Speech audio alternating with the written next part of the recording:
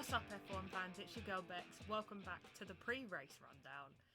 This week's episode, we're catching up on every single car launch. We're catching up on all the drama, the Christian Horner drama, the Andretti bid drama, everything. The Singapore GP, the Barcelona GP. Oh boy, the sprint format being changed. Woof, woof. And most importantly, Hamilton moving to Ferrari, oh my god. Okay, well, here's how we're going to start this, okay? I think we should start with the two biggest bits of news so far. First off, we're going to start with the reaction to Hamilton moving to Ferrari. Now, at the time this episode goes live, I've had a couple weeks since the news broke to think about it and assess what this could mean for the sport. But the clip you're about to hear is me reacting to the news the day I found out. You can probably hear the panic in my voice.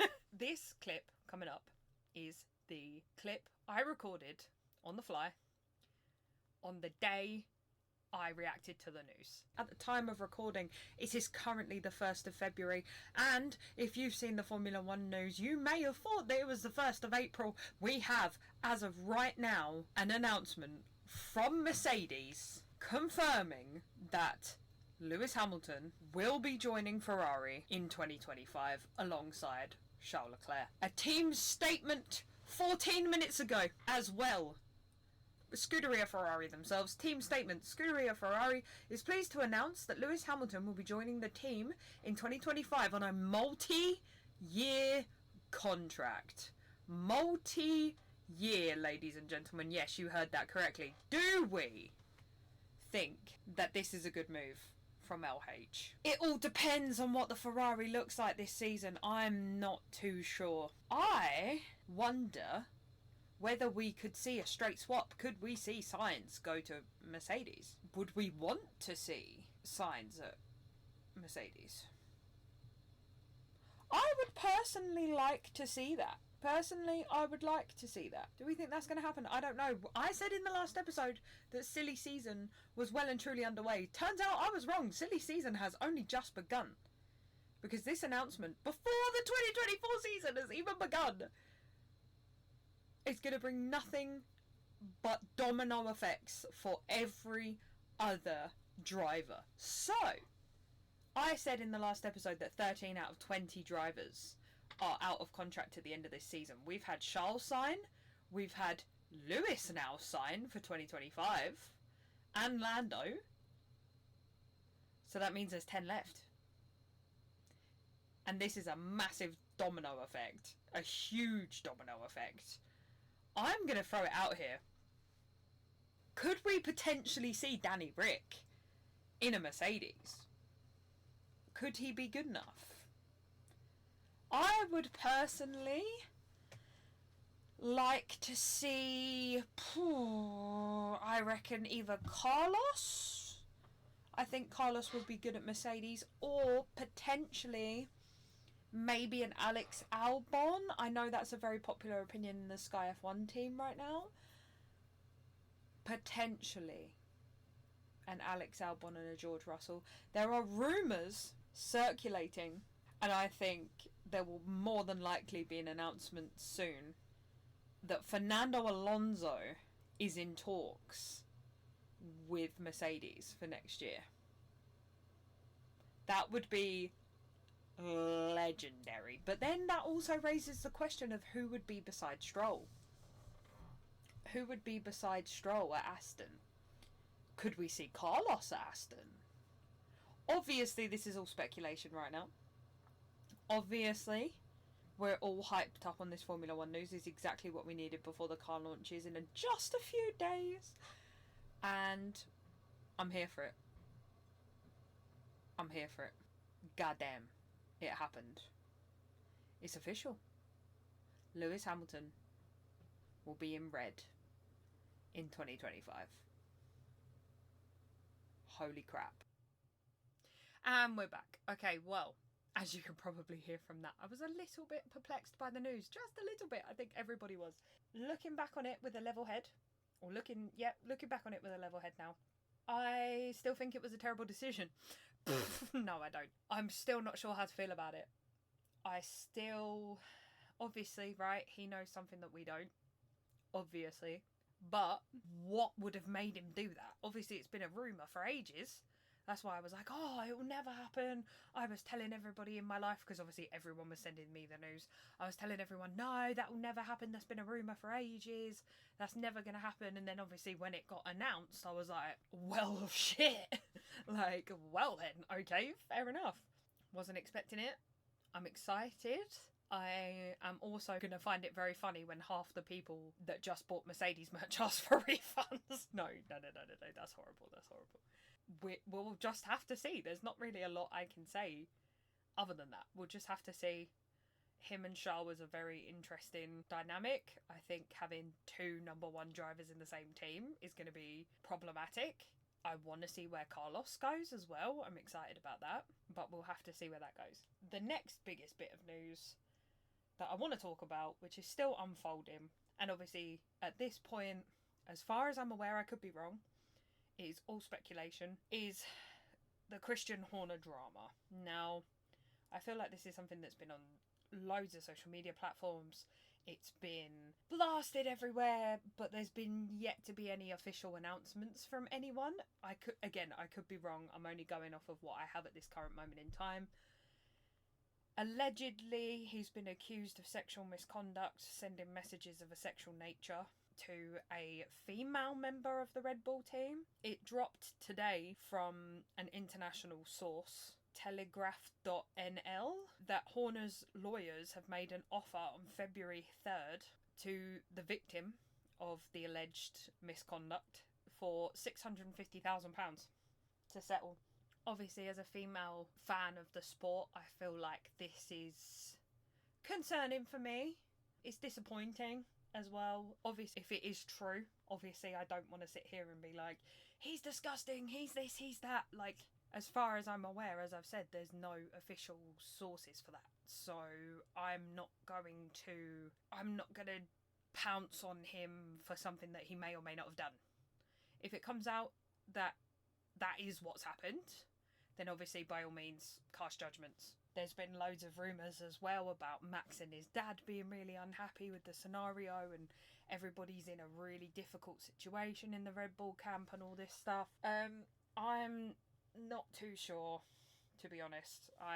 I'm keeping on top of the situation, just sort of looking at it and seeing where it's sort of going, but I don't want to speculate or add to it. I just think, obviously, sexual misconduct is unacceptable in any nature, but obviously I would like to think that you are innocent until proven guilty, not guilty until proven innocent. So I don't want to... Obviously, I want to report on the latest news, but I don't want to start speculating. I don't want to start saying that he's this, that and the other, because it hasn't been proven yet. So on that note, something that has been proven is the high-profile arrest surrounding the Singapore Grand Prix and whether that will actually be a thing or not. The Singapore Grand Prix is being reviewed by local government despite preparations for 2024. This is reported from a website called F1 Briefings.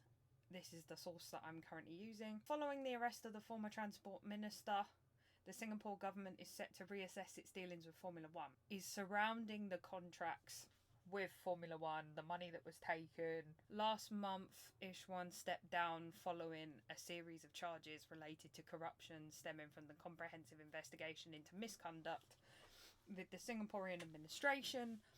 Among the allegations is the acceptance of tickets for high-profile events, including F1 races, which... very interesting indeed. He has actually been arrested for this, so we can speculate around that. Do I think it's silly for them to pull the F1 race? Yes. I think that the fans shouldn't suffer. I think that it does wonders for the economy in those areas, and I think that it would be silly to get rid of it. It would be silly. But obviously that, again, is still unfolding, so we'll see. The Formula One Spanish GP will move to Madrid 2026. Therefore, the track that may be no more is, of course, Barcelona.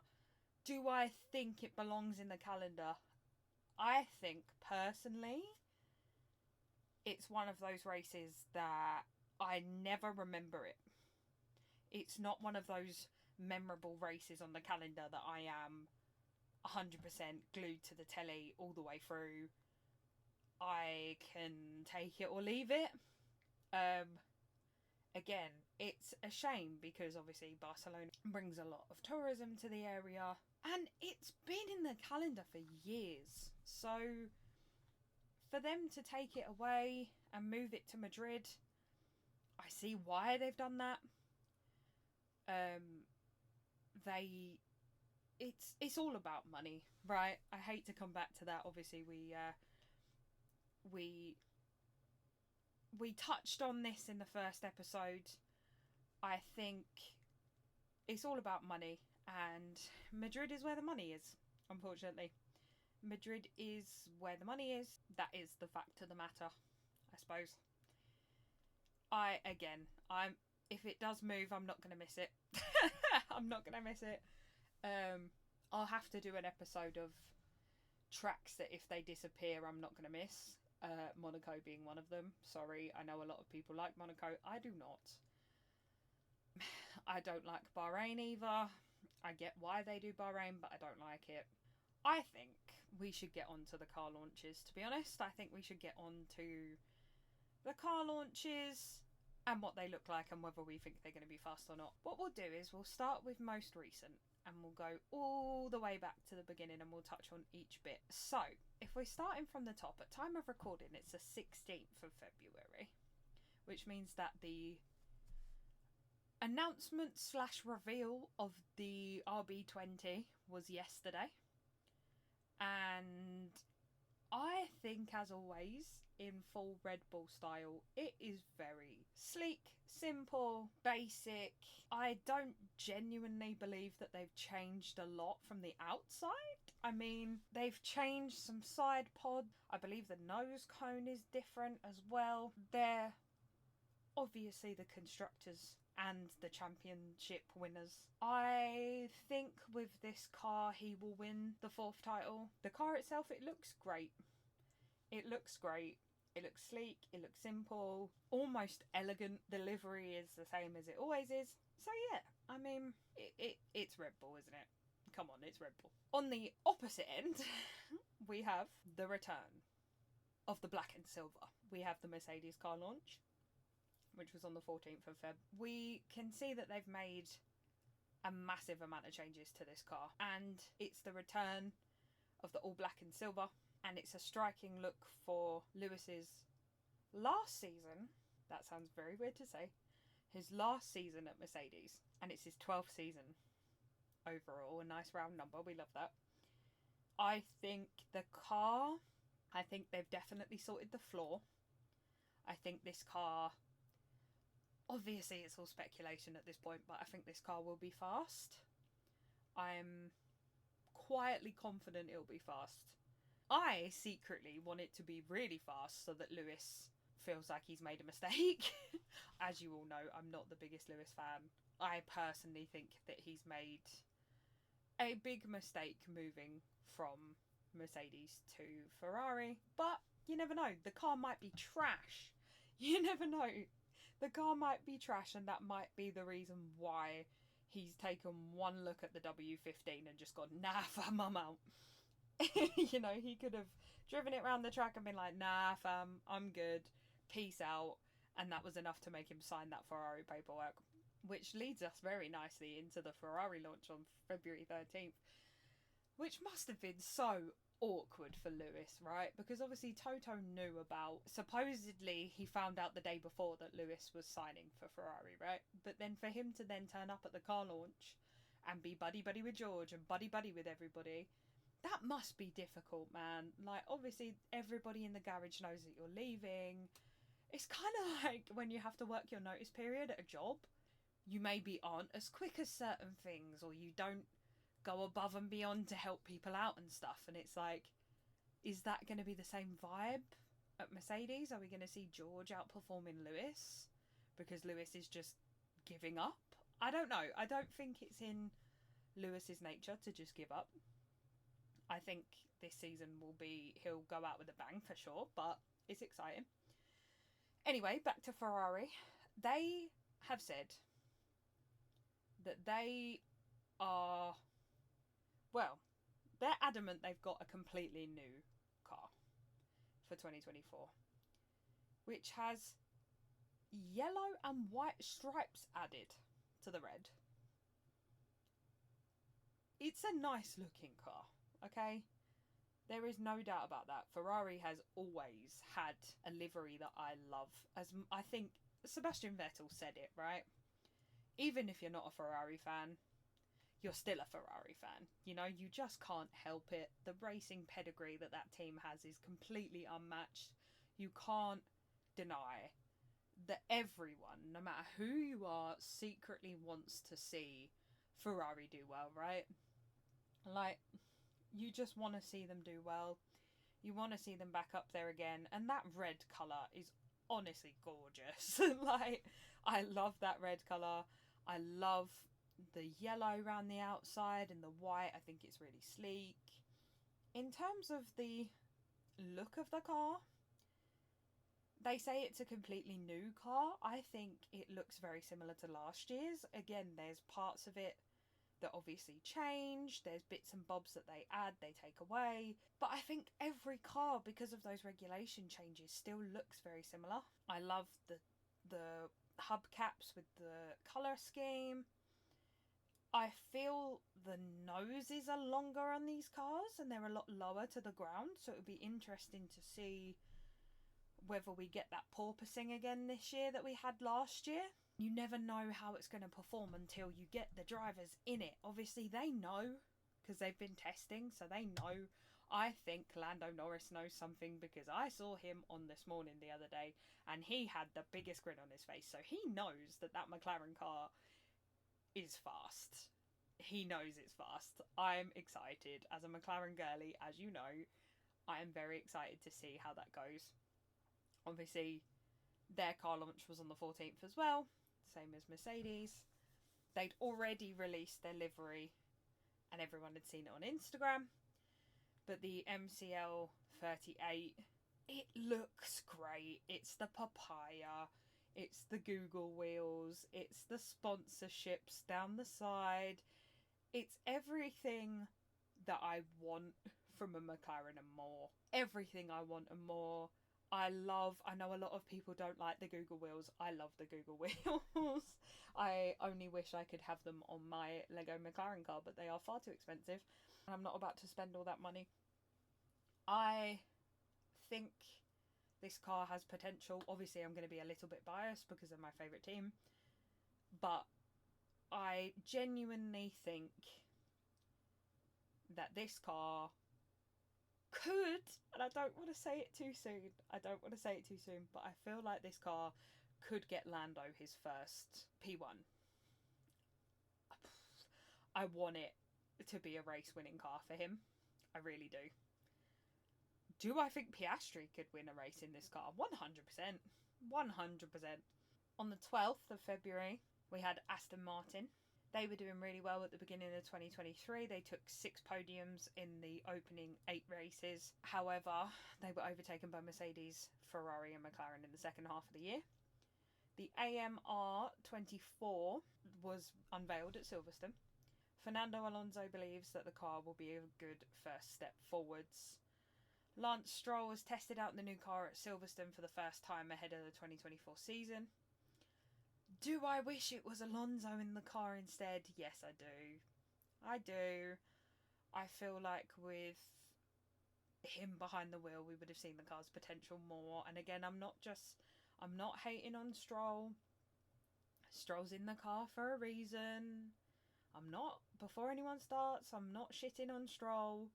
I'm not doing it. I'm just saying it would have been nice to see Alonso behind the wheel of the car. Alpine, February 7th. 2023 was not great for them. So, they have completely revisited the A524 and they released it at the factory. They revealed 2 liveries which have been seen on the cars. I assume it's a pink and a blue. I assume. The Alpine car launch is one of the ones that I'm going to be honest, guys and girls. I didn't watch the Alpine car launch. I'm not the biggest fan of Alpine. I didn't like them when they had the pink. I don't like the pink at all. Do I like Alpine cars? Yes, I do. But I'm not the biggest Alpine fan. Looking at the car, I love the livery. I don't like the pink, but the rest of the livery is great. Again, all the cars are a lot longer. They appear to be a lot lower to the ground. I could be wrong, but they appear to be a lot lower to the ground. They've still got the halo, which is a great feature. There's a lot of carbon. I know there's a lot of memes going around at the moment in the fan zones and everything about the fact that they are just carbon cars. And I think I was having a very interesting conversation with my dad the other day about obviously the operation of the cars and getting the most speed out of the cars and things, and we theorized that maybe there was so much carbon around because they're trying to lose weight and the paint for the liveries adds weight. So we were saying maybe that's why they've lent more on carbon this time. Maybe it's just an aesthetics thing. We could be completely wrong. But it would make logical sense to have more carbon because you're losing, albeit the tiniest bit of weight by not painting it. But as many drivers have said many times, that tiniest little bit of weight could be the difference between you and the car in front. So we'll have to see. Williams was the second team to launch their car this year with the FW46. They offered a digital launch along with an extra reveal of their livery in New York City at the Fifth Avenue store of their new sponsor. Wait for it. Drumroll please. Puma. Puma. Which now means that you can buy Williams Racing merchandise in Sports Direct. Oh, honestly. I'm happy for them. Puma is a massive sponsorship for them. So hopefully with that little bit of extra cash, they'll have a bit more behind them. They can put more into the car. They can get the most out of it. It'll be great. So we'll see how that goes. Alex Albon's going to absolutely crush it. I've called it. Then we have Visa Cash App Red Bull. I saw the colour schemes and promotional images of both Daniel and Yuki on Instagram before I saw the car. God, that was interesting. Having them sit next to their numbers in the colour theme. And everyone was singing their praises. The fact that it was the first colourful car of the season and blah, blah. I can't stand the name. I can't get past the name. I wish I could, but I can't. The livery could be as nice as possible, and it is nice. That blue is lovely. However, I cannot get past the name. I hate the name. I think it is the worst mistake they've ever made. There was a very dramatic reveal video, which I love a bit of drama. I think they're feeding into the fact that there's already a lot of hype around the name and people like me not liking the name. But, I mean, again, as much as I don't like the name and as much as it's all very overdramatic, I think as long as the races are still good, that's all I care about. I am a fan of Formula 1 for the racing, not for the drivers and not for the teams. I enjoy the strategy parts of Formula 1. I enjoy, I guess, the drama of who's driving for who and the car launches, and I love the way the cars look, but I'm not going to start crying because the car doesn't look great, you know? Speaking of cars that don't look great. You can tell my whole tone of voice has changed. Sauber. Sauber. Who are, I believe, under investigation because they can't be called stake in nearly 3/4 of the places that they race because gambling's not allowed in those places.